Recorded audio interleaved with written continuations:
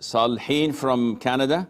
Sheikh, my question is regarding the hadith that goes like, whosoever of you sees an evil, let him change it with his hand, and if not, with his tongue, and so on, right? Yes. So my question is, can you please explain in detail what does it truly mean to change it with one's hand or with their tongue? Because a lot of people use this hadith as an evidence to say, oh, when they protest, as we know, protesting is not permissible in Islam. So they use this hadith as evidence that they can protest, they can rebel, and so on. So please explain in detail what does it truly mean to. Inshallah, I will do okay. that. Jazakallah khair. Salhin from Canada says the hadith of Abu Sa'id al-Khudri, whoever sees an evil act, he must forbid it or change it with his hand, if not possible with his tongue, with his rhetoric, if not possible with his heart. So what is the meaning of this hadith? This hadith categorizes the ability of the individual to change an evil.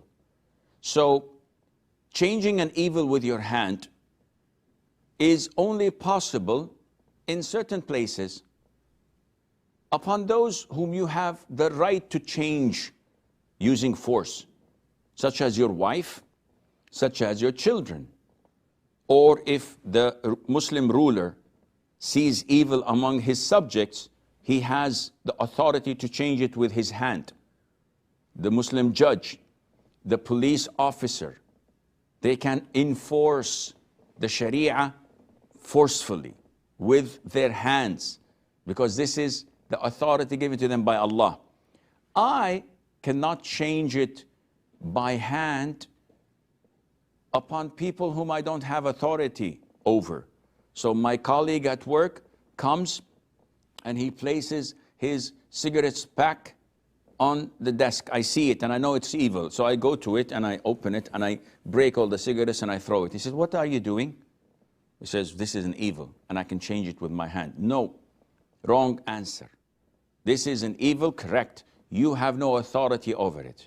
I have no authority in breaking into my neighbor's house because he's raising the volume of the music and it's coming to me in my house.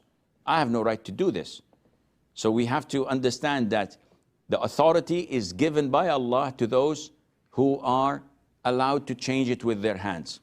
If I can't change it with my hand, I must change it with my rhetoric, with my tongue. Not go and lick it, changing it with your tongue, it's you speak. So I go to my friend and say, "Akhi, don't you know that smoking is haram? This is evil, you're wasting." The other day I was talking to people and saying that buying a pack of cigarette is a waste of money. You pay 2 riyals for this? And people started laughing. He said, "Sheikh, 2 riyals was like 30 years ago. Now it's something like 25 or something like that." I said, whoa. What, how, and still people smoke? So I can talk. I can go to my neighbor and remind him of Allah. I can see someone not praying, a total stranger, and say, "Assalamu alaikum, akhi, where's the masjid?"